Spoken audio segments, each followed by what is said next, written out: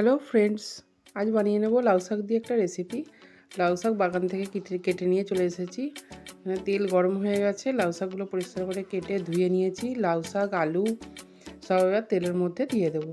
তেলের মধ্যে দিয়ে ভালো করে ভেজে নেব। দিয়ে দিচ্ছি লাউ শাক। এবার লবণ আর লঙ্কা গুঁড়ো দিয়ে দিয়েছি, দিয়ে একটু ভালো করে নেড়ে নিলাম। এবার শাক থেকে জল বেরোবে, এখন জল অ্যাড করব না, জল যদি পরে লাগে তখন দেব।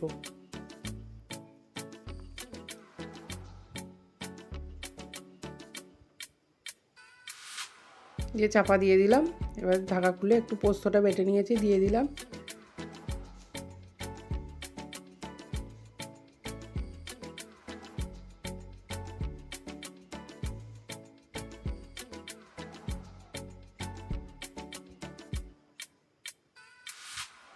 পরিমাণ মতো জল অ্যাড করে দিলাম, দিয়ে আবার একটু ঢাকা দিয়ে দিলাম। ঢাকা দিয়ে জলটা শুকিয়ে যাবে অনেকটা।